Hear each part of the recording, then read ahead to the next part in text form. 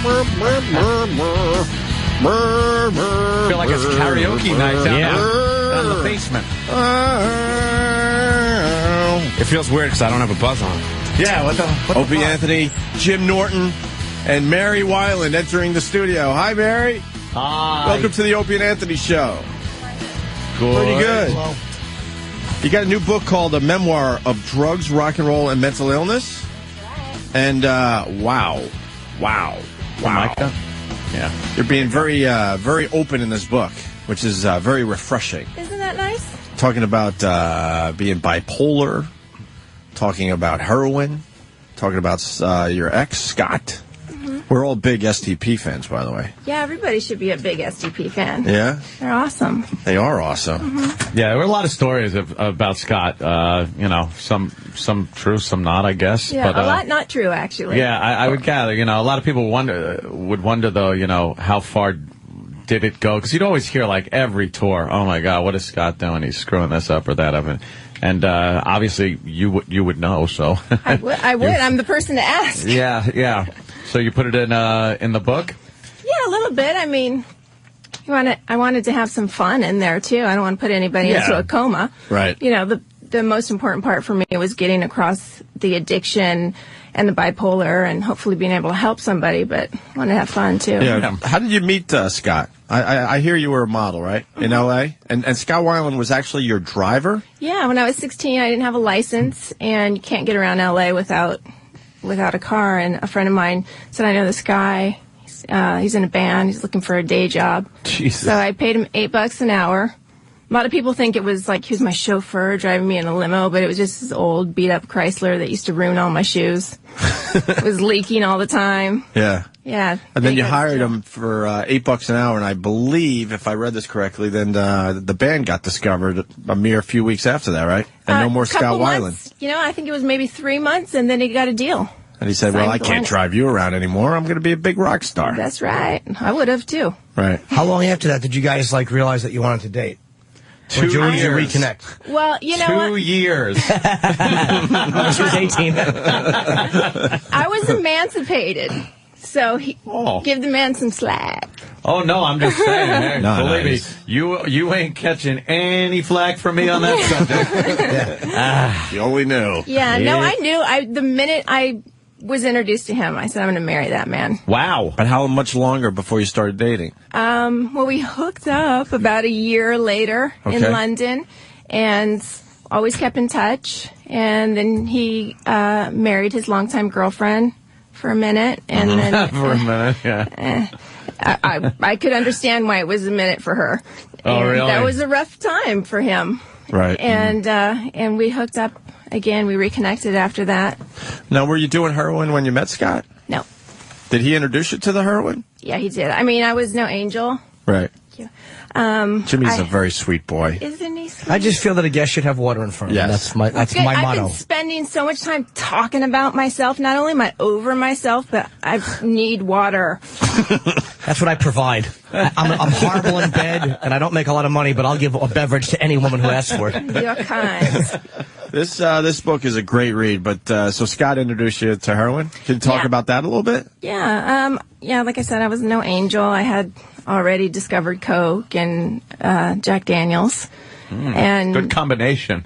They're a good combination. Wow. for they not cancel each other out. Yeah. Takes the edge off. Yeah, I mean, I went to rehab once, and then after that we reconnected. He happened to be in the same rehab that I was going to, and we spent some time together trying to both be sober, and we relapsed. And not too long after that relapse, I tried heroin.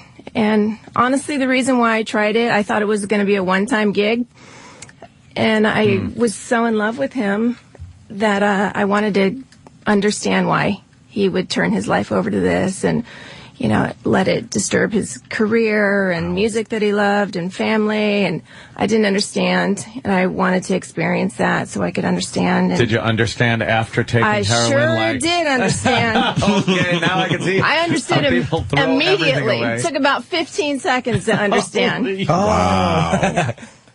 Holy That was shit. it for me. You're bipolar, too, which is never a good combination with drinking and drugs. It's not a good combination with food. It's no good. What would set you off? Like, what combination would set you off the worst? I mean, obviously, you weren't on anything for being bipolar at that time, right? No, I was on heroin for bipolar. Yeah. Really keeps you calm. Oh, my God. Well, I guess, see, what would set me off? Somebody drug hogging made me angry. Well, that'll make you angry. I was not happy about that. I guess it was, for the most part, when I wasn't using. And it was just up and down moods. A lot of people experience mania as the majority of what their bipolar is. For me, it was a lot of depression. I spent a lot of time in bed. Yeah. Yeah, I had a real hard, a high thread count, but also I was not able to pull it together. Wow. Really? And then you'd have like manic moments where you would be like happy and up and just kind of life of the party girl, and then crash back down. I mean, the mania was two ways for me. The first was I would get really productive and just get on a roll. I'd say, like, you know what, I'm getting back to work. I'm going to Paris. And I'd arrive in Paris and spend a week working and doing really great, and then crash and come home. Wow. And so it was that, and then also I would get kind of jacked up and decide I wanted to use again. Wow. Because I wanted to calm myself down. And getting back to it, when you met Scott, was he already on heroin? No. And so you saw him go from this guy where he had all this success and people loved him, and then he started just blowing everybody off, his family and friends, and obviously the bandmates after a while. Yeah, I mean, you go into a whole nother dark place when you enter that world. What made him get on board the old heroin? You know what? I think that he had the same intention that I did, that I want to try it one time. Apparently, no one just tries heroin once. Yeah. No. It's, I haven't heard of one person saying they just did it that one time. Like, I'm just going to try sex once. Yeah, right? You can't remember that feeling and go like, not going to do that again. The cover of my book, that picture was taken on the day that Scott first took heroin. Wow. Or tried heroin. I don't think he took it, but he tried it. Really? Okay. I got to say, you got some nice gams on you. She's beautiful. Holy shit. Mary's beautiful. Nice pins. Nice everything. And it also says you tried suicide in high school. Now, how like, you know, because I had my episodes too, drinking, drugs, all that stuff. Did you ever go to rehab? Because we may have been together. But I'm much older than you, I think. I looked started terrific. early. But, I went. So did Jimmy stopped early. I stopped when I was 18. I went to rehab. Yeah, look at her face. Exactly. Because most of us just getting started figuring out, no one thinks they have a problem at 18. In my world, no one thought Everyone has a problem at 18 if you're drinking. I understand that, but Jimmy knew that. That's why I'm saying That's this. amazing. He just I'm always knew. jealous when I meet people that were like, I pulled it together at 14. Right. Jimmy just knew. Nah, but it was Jimmy obvious it had to happen. But it was a phony suicide attempt. It was the wrist slicing, but not really committed. You know, it's more I wasn't committed in high school. Was it more the attention seeking, the suicide attempt? Actually, I can't remember if it was high school or no, it was junior high. Or was it a real attempt? It wasn't necessarily an attempt. I didn't want to die. I just wanted to sleep for a long time. And I knew that medication made you sleepy. So I assumed that I could sleep for a long time. Silly thought, but I was in junior high, so I didn't have a lot of good thoughts. How were you saved?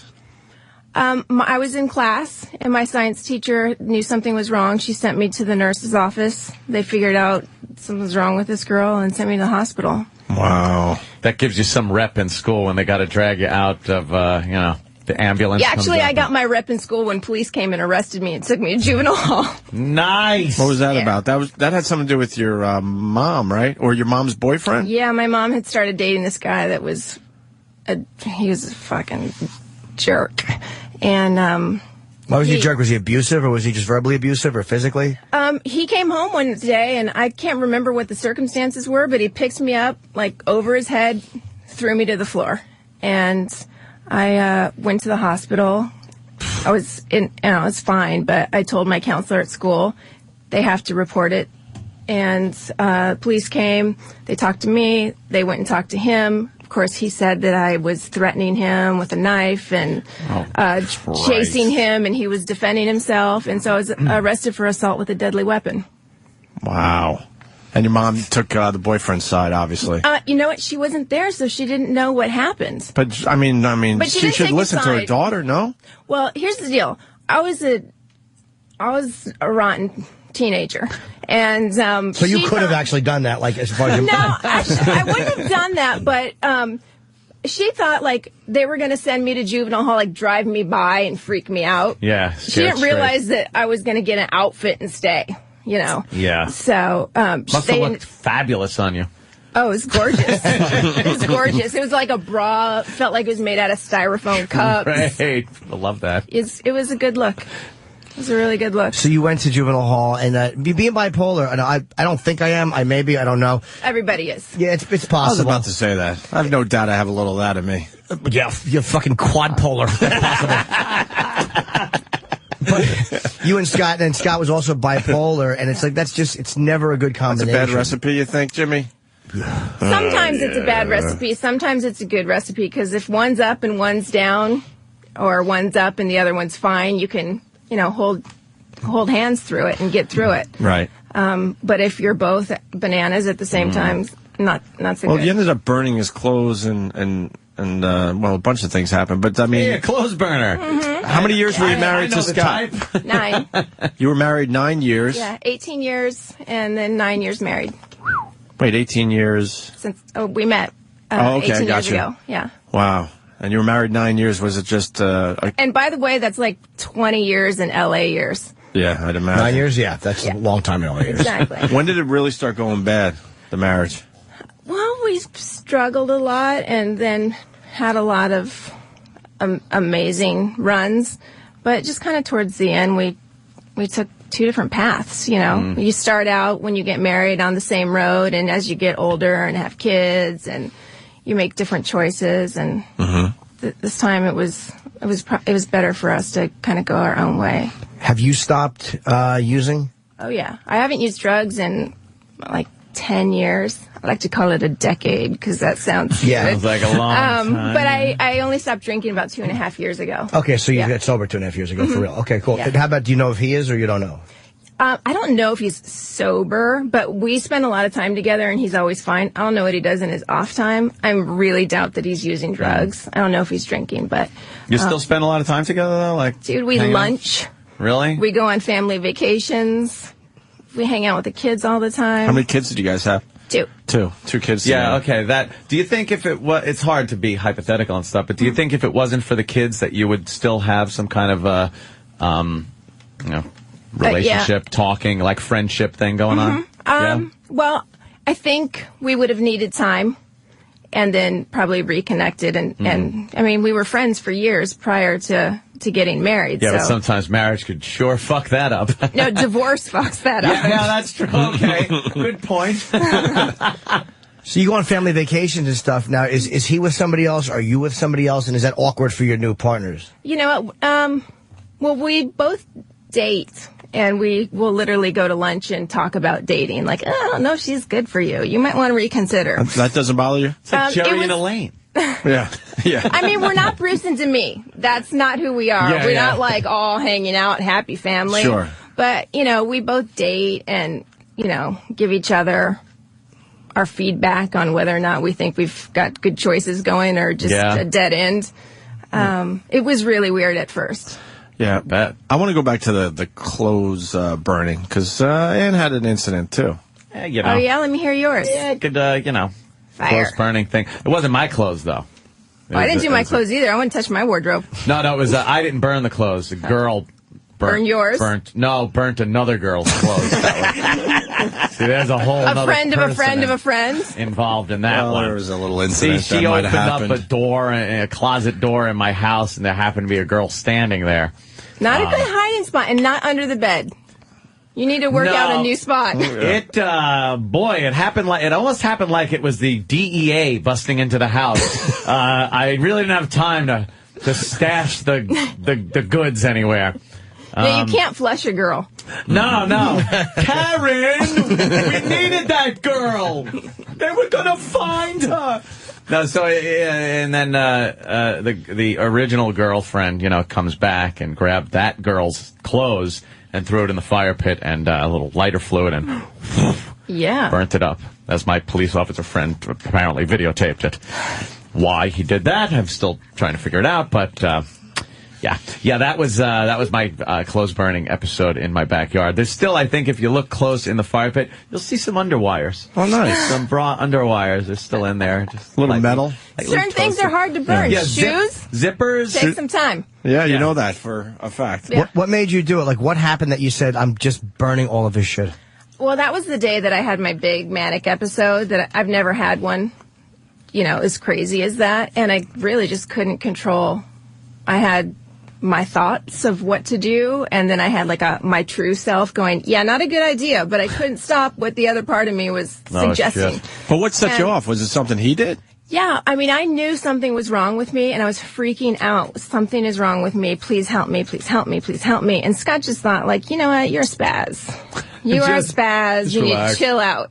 And I tried to explain, no, something is wrong with me. And he was getting on a plane, going to Chicago to work on his solo album. And I said, don't get on that plane. I need you here. And like I said, he just thought I was spazzing. So he got on the plane, and on his way to the airport, I said, if you get on that plane, I'm going to take all your shit out of the closet and light it up. And the minute his phone, the minute he didn't answer his phone anymore, and I knew his plane took off, I stick to my word. Wow. So you set his stuff on fire where, in the yard? In the driveway. I didn't want to light up the neighborhood. I brought out a fire extinguisher. I had a little bit of sanity. You were safe about setting someone's clothes on. Smokey the Bear hat. What was the most valuable thing in that fire? Yeah. It was... That heap. He was a little disappointed because the media's, the TMZs and whatnot, that put out the exclusive report because they knew everything, that it was $10,000 worth of clothes. And he's like, what is that, shirts? Shirts? That was $80,000. It was YSL, Louis Vuitton, Christian Dior. I mean, that guy knows how to dress. And I didn't mess around with JCPenney's. Yeah. Went for the good stuff. Went for the goods. Uh-huh. Did you burn anything irreplaceable, like things that were very personal to him, or was there a part of you that knew burn things that are financially valuable, but not anything that is going to really turn him on me? Pick necessarily like that. Grammy or something? I've thrown a Grammy out the window. A Grammy's hit the street before. Holy shit! Fuck your Grammy. I love this girl, man. Yeah. You're all right. Damn. So you, which can be repaired, by the way. There's a place for Grammy repair. Grammy repair? Yeah. I'll never need one. You and I both. No pitch. Now, what's up with Scott and the band? Because you were close enough. I saw an incident at Jones Beach. What was that? A little over a year ago. It's very obvious they don't get along. What, Velvet Revolver or STP? STP, when they got back together. They get along. Screaming I mean, match. he's not. Scott made everyone wait at PNC for, how long was it, Danny? Like an hour and a half. Yeah, And well, that's probably because I wasn't there. Everybody loves it when I'm there because I'm like a drill sergeant. Go, go, go, run, run, run. Move it, move it, move it. Get on the stage, and he'll be on time. Yeah, but it takes... No. This was so bad that when the Leo brothers, when Scott got off the bus, we were backstage because we were featuring the show, whatever, and there was some yelling and screaming. The word C was used about maybe a woman that possibly was on the bus with Scott. It was a bad scene. And then next thing you know, they walked on stage and performed like they're best of buds, but they were having a problem. Yeah, well, he might have not been in top form that night. Mm-hmm. Well, there's that, not being 100%. That will not get you onto the stage on time. And then sometimes he just runs on rock time. It takes him, he's so into giving a performance, and you're going to get your money's worth, that it takes him time to prepare, not repair, but well, probably both, but prepare. Yeah, so he takes a little time sometimes, but I think he's worth the wait. Maybe not 2 hours, but... Why did the band go their separate ways at first, before they got back together recently? You know what? I think we both filed divorce at the same time. Like, I think I filed at that same time. Everybody was just kind of done with his shenanigans. It was just getting so out of control they didn't want to work with him anymore? You know what? The older you get, the less you want to deal with somebody. That's bullshit you want to take? Yeah, true. Would you ever consider, because you guys are still friends, you still go out, do you see any future with both of you if you both stay sober, or if he's, sober for real, and you're both... on stuff for being bipolar? Do you see any possible future? Bringing it on again? I don't know. I would never say, but we've spent so much time together that it's kind of nice to experience life separate. But, you know, I don't know. I love him. I will always love him. He's my teenage sweetheart. That will never go away. But I don't know. Not right now, though. That shit never goes away? Oh. That feeling. You know what I mean? Well, think about your first love. Oh, boy. You know, you have no matter how it turned out. That was always miserable. That's true. They still have a place in your heart, you know, and that's who he is for me. So was he your first? Uh-oh. Is that what you're hinting at, maybe? No. No, it's not. No, it's not. No. I came prepared. I knew what I was doing. She was a wild girl. No. Yeah. I could count on my fingers. Okay. How old were you? So can I with a fucking calculator.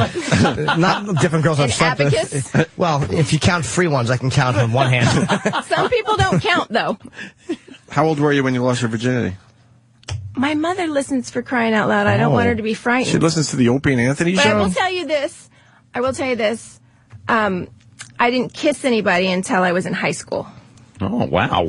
Okay, but how about other stuff? Right, exactly. That could be a fucking really interesting. She's throwing us off the path. It took me longer to go there. Yeah. To kiss then. No. Kiss was the first thing. You got to start somewhere. Wait, I'm confused. Okay. So you didn't do anything till high school? Yeah. Yeah. All right, well, that's All right. normal stuff. All right, I'm getting the drift there. Wait, Yeah. No, I'm saying that it took me a while, and the first thing was a kiss, and I didn't even kiss anybody till high school. Okay, I got you. Any girls? No, I have no interest. I have all those parts. What do I need to look at yours?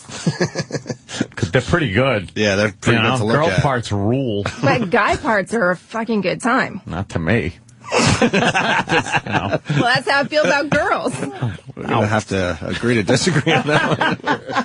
You're not going to convince us of that one. You were modeling at like 16. You got emancipated, and you were flying all over the world and modeling. What were you doing? Runway, print? What? I'm too short to do shows. So, really? Yeah. You walked in here. You got pretty I brought tall. my height, but apparently I didn't bring it enough back in the day.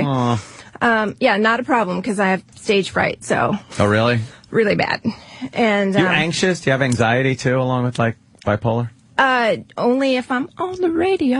Oh no, nervous you're doing interviews and You're stuff? fine. My doctor gave me performance anxiety medication, and I took it once because I wanted to try it before I came to New York to start all this up. I thought maybe this will help me because I'm so nervous. I was like, I'm sleepy. It makes me really sleepy. I was not anxious at all, but I needed a nap, so that didn't work out. People are probably like, "Oh my gosh, she's on heroin. drugs again." Oh, Yeah. She's so on the drugs. Do you take anything for being bipolar? I sure do. What do you take? I take a handful in the morning and a handful at night. Oh, it's a bunch of different... Yeah, it's a cocktail. That's the only mixture. cocktail I get. Is it stuff that kills? I've talked to my therapist about. I won't take anything because I'm afraid of creativity being fucked with. Yeah, that's the problem. And sex drive. Is that because there's ways that? Sex drive? Oh, so it's not one that No. targets that stuff. Okay, good. No. It's just a mood stabilizer. Just kind of keeps you from going bananas or going down. I've always been afraid of that. Like you just become, because I know a lot of guys that have taken it, and all of a sudden they got like white shit in the corner of their mouth. And it's like, how are you? You know, and they just talk too long and you lose interest. They just stare straight ahead, stare right through you. Those are people I that think they're on something else. yeah, maybe they're overdosing on it or something. But you don't. Do you still think the same way you used to without the craziness? Like, does it make you feeling less creative, or? You know what? It makes me control my crazy. Because I'm a crazy girl.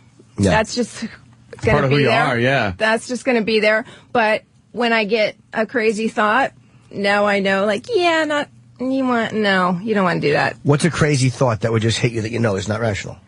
Like I want to punch someone. Oh, Really? Yeah. Fuck, that's cool. Every day I get that thought. Every Oh my fucking God! You moment walk I out get on the that. streets of New York and there's punchable people everywhere. They're everywhere. Yes. I literally, sometimes I'm in LA, I'm driving, I want to get out of my car when there's somebody slow in front of me, just run up alongside them and punch them in the throat. Punch him. Yeah. Oh my God! Right? Get out of the left lane. But that's normal stuff. That really is normal. Yeah, but I would act out on that before. Okay. And I Punching people in the- kickbox, so I'm going to do you? hurt you. Oh damn. Really? So Jimmy's nice a really good kickboxer. You want to do a little thing with Jimmy right now? Yes, Jimmy, why don't you show us your kickboxing? I didn't bring my gear. Me neither. and I brought the body of a mushy man. Normally I would have my washboard abs here, but he left them home today. Yes, I brought the body of a fucking schlub. Hey, you used to hang with Dave Navarro too, right? Yeah, I got a lot of good friends. Dave's awesome. Yeah. He's a good guy. He comes across a little kooky. He's really sweet. There's a couple things in your book about Dave Navarro, though. Yeah. He's got good stories. We've talked to him many times over the years. He's a great guy. He's a really good guy. But what's the story with the fire department? He used to call the fire department on himself? Well, he was bananas, too. It's like the flu in L.A. People are And he had his moment of not being in tip-top shape. And I guess he would call the DWP and... he wouldn't call the DWP. What's DWP? They would come out, the Department of Water and Power. They would come out and he'd see them and think they were like FBI or something and pull a shotgun on them. Oh, shit. Or he would call the fire department on himself. For what reason? The fire department. Well, I'm sure he thought there was an issue that needed to be sorted. Maybe he saw me in the neighborhood. I don't know. Yeah, she's going to burn something. And God, the listeners are falling in love with you. And for someone that's nervous to be on the radio, you're killing. Yeah, you don't sound nervous. No, not at all. You're doing really, really well. You guys are a good time. What made you write a book too? Like it's all of a sudden to go, all right, I want to just kind of open my life up, and just let people read all the good and the bad. Was it an issue of needing money, or was it an issue? No, dude, I'm in the hole from this book. Please buy it. I'm so in the hole. It's cost me so much money that it's depressing. How did it cost? Is it self-published or? No, it's Harper's, but they didn't give you an advance. Or they any of that? did, but then it got... But it went to all the drugs you're still doing. No, exactly. Heroin is expensive. No, it's, you have agents and all these people, and they take their chunk, and then you're like, wow, I can buy shoes What's now. left, yeah. Did you write this with anybody? It says with Larkin Warren. Yeah, because it was really important to me. Well, actually, I'll go back to your first question and then get to Larkin. It was really important. I got the deal while Scott and I were still married. There's a ton of... I'm getting so much slack because people think I've written a tell-all, Scott bashing, hate him. Now that we're getting a divorce, I'm going to say shit about him, which it's not even close to that. But... The small penis Scott Weiland came into the room and just bash him. Yeah. We have to fix that because that's so not true. No one would believe it. I can't have that on the radio. He's got a piece, huh? Yeah, I'm sure he does. Skinny guy. The fucking skinny guys are always the best. Yeah. But anyways, I wrote isolate that. Really? I didn't mean that.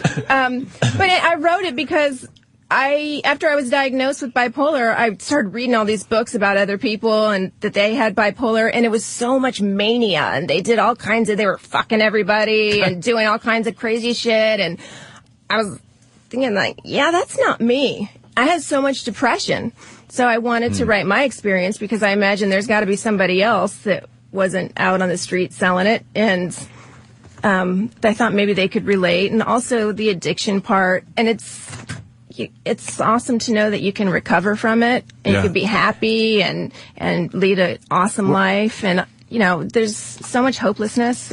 Did you guys ever joke about how everyone was getting his name wrong? You mean Scott Weiland? Yeah. Weiland. You know what my daughter said to me the other day? Can we change our name? Because I'm sick of Weiland. She's 7. She's over it. Yeah, I did. I was talking to somebody yesterday about the book, and they kept going, I've got Mary Weiland here with us. And I'm like, no, you don't. No, you don't. Is Scott happy that you wrote this book? You know what? I'm so happy because it was so important to me that he was happy with it. He was cool with it. It's his story, too, you know? And he didn't want to read the whole thing. He's like, let me just read the important parts. So he highlight everything that's me. Yeah. So I read the important parts, and after I didn't read it. He read it. I didn't read it to him. After he read it, he gave me a hug and a kiss, and he said, "You wrote a good book." Wow. That's pretty cool, huh? I was having a heart attack in the other room while he was reading it. I can imagine. Because there was still time for him to, for me to take something out if he was unhappy with it. Plus, as an artist, let's be honest, the guy is a very, very respected creator and artist, and you're creating something, and you want it to be respected by an artist you respect as well as the ex. Yeah, he's the father of my children. So I just say respect once more. I always say it 4 to 5 times per sentence. We know that.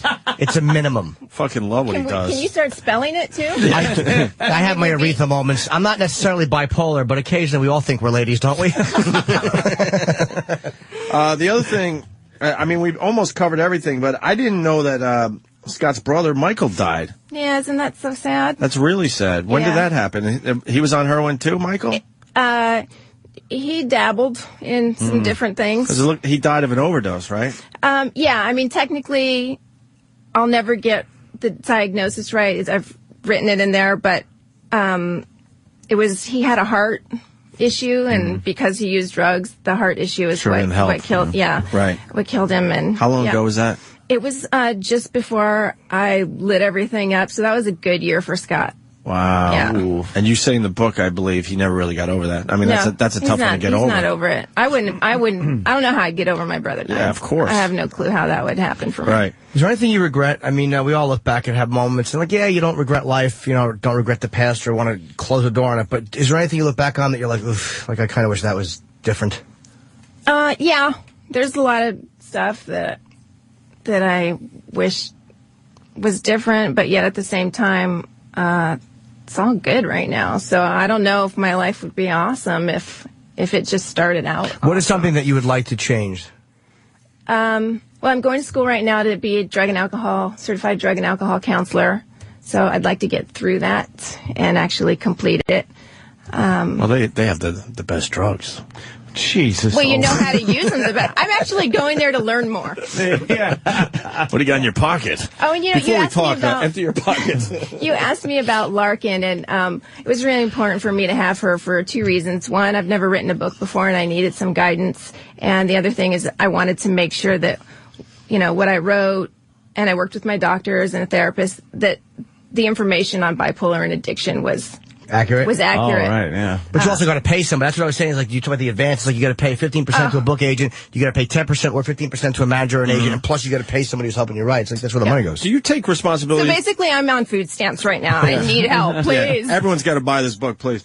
Do you take responsibility for your craziness? Yes. Because I asked that because, well, I mean, I'm nice medical jargon. Well, whatever. I mean, I got someone that's close to me in my life that is fucking bat crazy, but never took responsibility for any of it. It was always whenever it got tough. It makes for a good show. Okay? Oh no, shit, it does. So just let me. It's an alarm. Yeah, it's my mother, Mary. Just so you know. I'm sure it's my phone. Is that your phone? It might be Scott going. My alarm. Shut up. Please shut it, lady. Wow, what a pompous ringtone. It's not a ringtone. No, that's an alarm. Oh, is it? That's the alarm I use to wake up every morning. Why do you? Yeah, and I shut it off. Oh boy, Yeah. look at her. But apparently it was This means something. Trust me. No, that's kind of cool though. Fucking- Look, you get to see a leg. Oh, all right. Turn off your alarm. I'm going to snooze. No, I don't blame you. No, because my mom, pretty damn crazy, never took responsibility, and when the going got tough, it was always like, "What do you want from me? I'm ill." It's like, well, that's great, but it's affecting everyone around you. Yeah, no, I'm definitely take responsibility for all of my actions. I did it. Nobody made me do it. How do you explain it to your kids? They understand that mommy and daddy have something that sometimes they make bad decisions because they have a hard time. When you're bipolar, you have a hard time making good decisions. Yeah. And sometimes mommy and daddy make bad decisions. They don't know a lot because it's not age appropriate. But, my son actually saw Carrie Fisher's book recently, and she's on the cover dressed as Princess Leia. And he asked me what the book was about. He said, is that a Star Wars book? And I said, you know what? Princess Leia is bipolar, too. And you could just see the kid lost like 20 pounds of okay, that's good to hear. Yeah, So, someone else. Yes, it's just not my parents. So. Are you scared they're going to be bipolar? No, I'm thinking positive for them. Good. Scott and I always say 2 negatives got to equal a positive.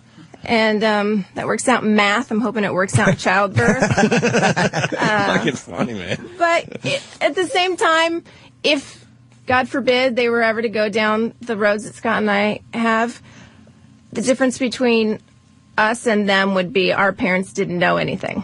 They didn't know how to fix us. We'll be able to recognize it and we'll be able to help right away. You think it was all chemical imbalance with you, or was it something in your upbringing, or?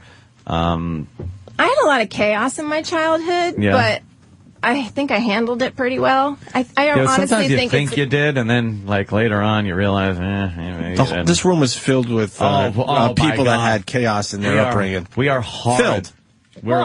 Except for Jimmy, I think. No issues.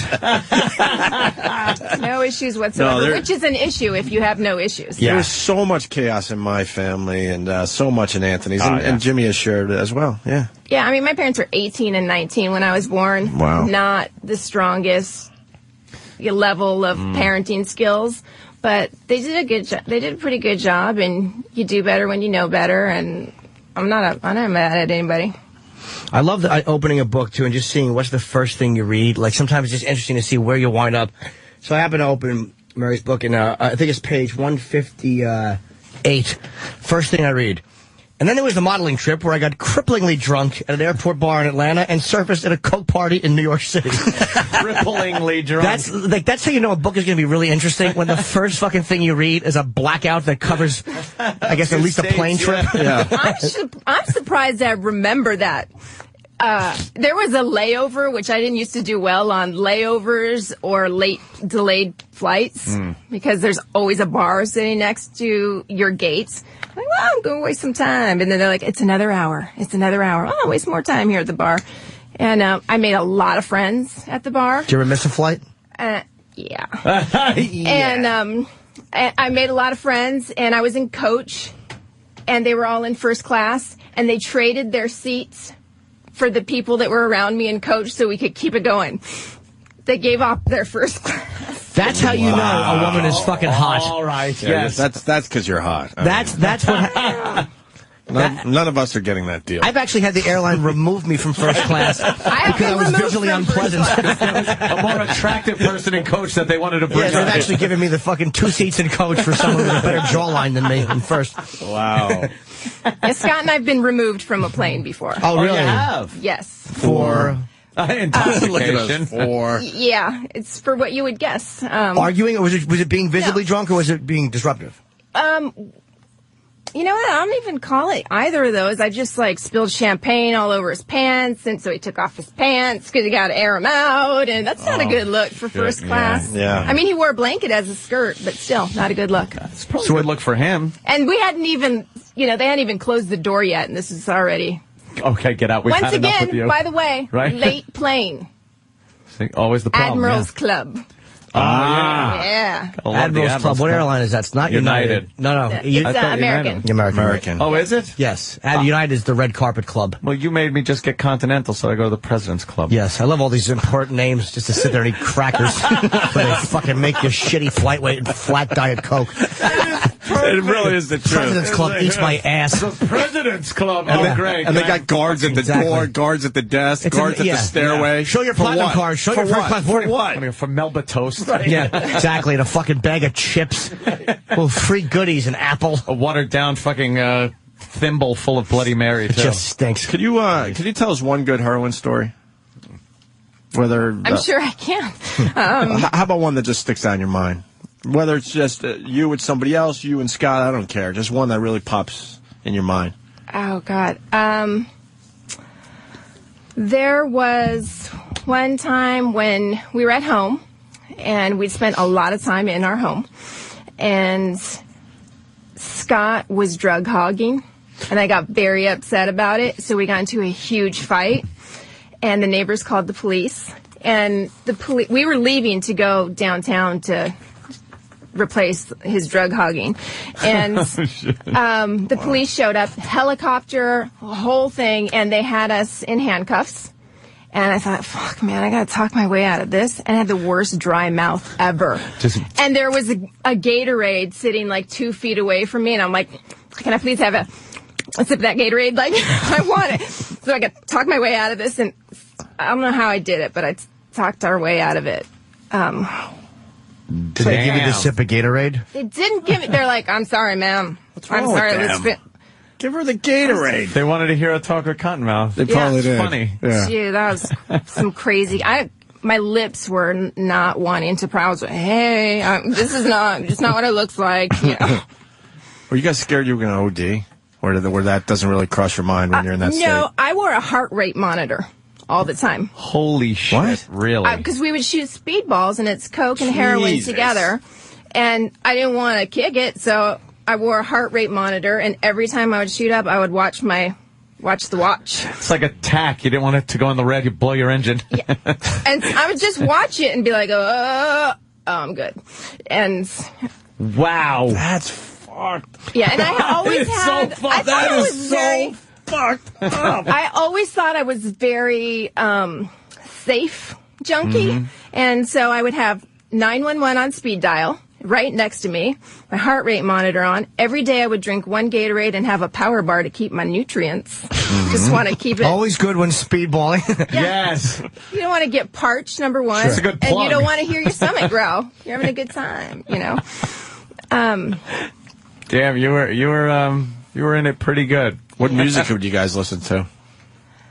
Funny is what always made us relapse was Appetite for Destruction. Really? And then it was crack up that he would go and work with Velvet Revolver, but Shit, right? I know I was like, oh, this is gonna be... Not good. This might not turn out so well. Yeah, he surprised the band when he left Velvet Revolver too, right? Yeah. He just made that announcement on stage. Where was it? In Europe somewhere? Yeah, like Glasgow. Yeah, sure. And What did he say? He said, "I'm leaving the band," and the band's like, "What? Yeah, you didn't tell us that." I think he said, yeah, everybody's witnessing the last show or the last tour or whatever. Was he a selfish guy? Not with family. No, but I mean, aside from family, like with attitudes and stuff with the band or bandmates or other partners. They'll say yes for sure. I think he's a smart guy. He's running a business. He's creating and being a creative person and entertaining. But there's the other side of it where you're running a business. And if you're the president, I'm sure people think Donald Trump, I'm not saying they're the same, but I'm sure people think Donald Trump is selfish too. He probably is. A little bit. Well, we're fans of his work, man. Trump or him? No, fuck Trump. I mean, I'm saying we all are selfish to a certain STP. degree. I still love putting the STP albums on and some of the Velvet Revolver stuff. Amazing. And You just love songs about me, I know it. Oh, what songs are about you? What songs are not? Oh, No, I'm joking, shit. I'm joking. Which ones are about you? A lot of Shangri-La-Di-Da. Let's see. There's some Velvet Revolver songs. This might be surprising, but Mary Mary. Right. He did a song. Just a few. I False think Pieces. Yeah. He did a song called, I think it was Atlanta. Sounded Yeah. like Jim Morrison. Yeah. Holy shit, is that a good song? Yeah, that's number 4, I think. Yeah, I Album believe number so. 4, But yeah. didn't really get any airplay. But if you're an STP fan, you go, wow, this guy's got the They have fuck. a lot of songs that are just amazing vibe, Right. but they don't get there. Are you sour girl? I'm not sour girl. I know. I kind of wish I was a little bit. Maybe of you were sour girl. No. And it's because of the dry mouth. It's not even a cool Exactly. reason. Yeah, inspired by her cotton mouth. Right. Is he going to help you promote the book at all?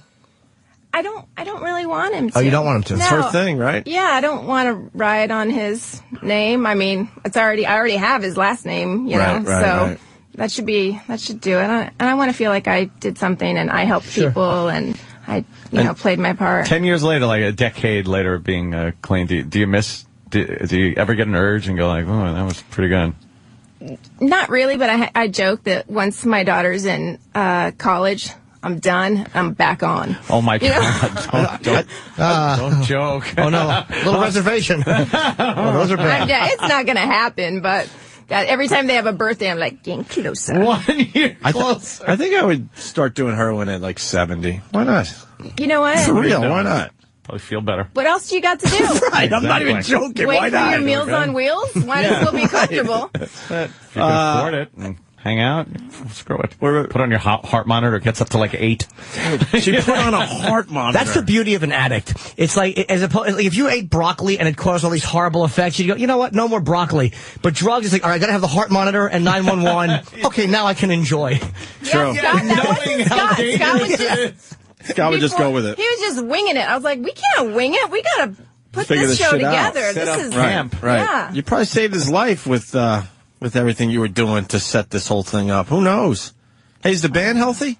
Yeah, they're good. Because I think I read recently they're getting ready to maybe try to. They're touring right now and put out another record. Yeah, possibly. and I've heard a lot of it, and I really like it. Really? It's good. Yeah, I think everybody's ready for some more STP. And you're dating? Yeah, a little bit. Is it good? A little bit. LA does not have the greatest selection, which is unfortunate. Why? Because they're just fucking douchebags everywhere. I'd assume, the selection's limited to a very niche. It's like you're a celebrity or a douchebag or a celebrity douchebag. And these are not... That's what our show is. Yeah. Do you date douchebag? Do you date regular guys, meaning people that aren't in the business? Yeah, I actually prefer to never go down this road again. I mean, Scott was not a celebrity when I fell in love with him, so that was never my intention. But would you ever bring a guy you were dating to a show with him? Would you guys ever be that comfortable where you'll see his girl and you'll bring a guy you're dating? Thing, man. No, but it's I don't know. Scott never wants to know much information. Yeah, of course not. You know, he doesn't want to know a lot. So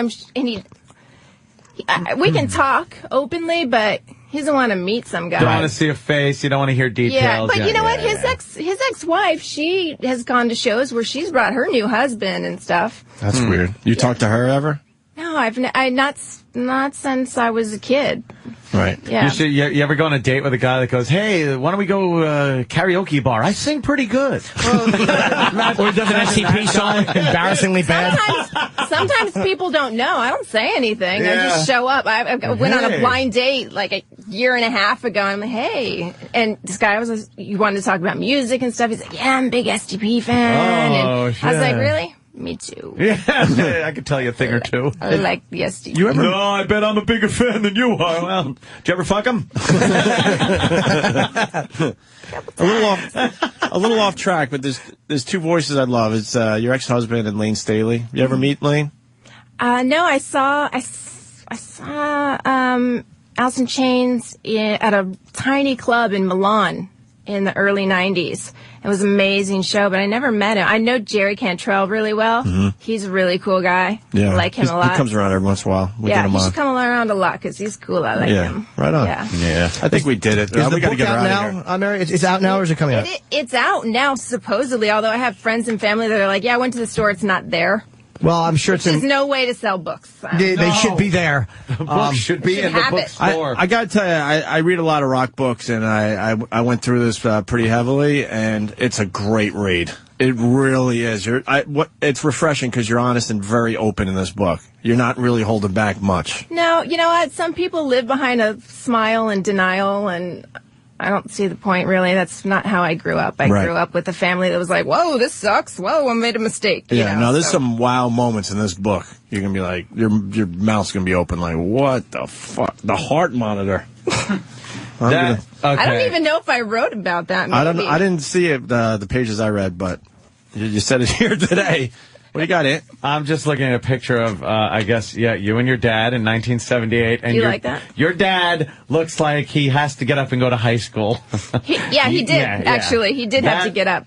Now, you just said that your parents were very young when they had you, but there's like young, and then there's mature young, and this looks like he's holding a bottle of beer. Look at how young he looks. Oh, my God. That's a kid. Check out our house, though.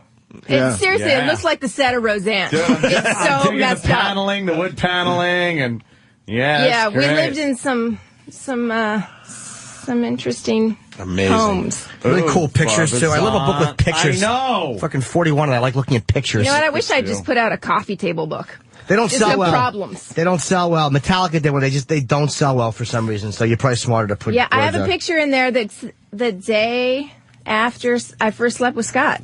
Oh. Yeah. Let me see if you're smiling. I think it's this one. No. Oh, shit. Was it my rubber dress No, it was your... It. What? Which one? You figured it out? It's the one where they're both holding beers, but he has a look on his face which says, I just fucked a really hot girl. He's holding the beer. I'm like, hey. We really got to get her out of here. So thank you, Mary. It's called Fault to Pieces. It's in stores now. I'm sure if you just go to nonfiction, you'll find it, or it might be on the front tables. And it's nice and honest. A memoir of drugs, rock and roll, and mental illness. And how do you pronounce the last name? Come on. Weiland. Yeah, I say that now. Yes. I think I used to mess it up. You say Weiland, yeah. Everybody said Weiland. Everybody says Weiland. Weiland, too, sometimes. Weiland. But it's Weiland. Mary Weiland. What a pleasure, man. I hope you come back and see us. I hope this book does well for you, because it really is good.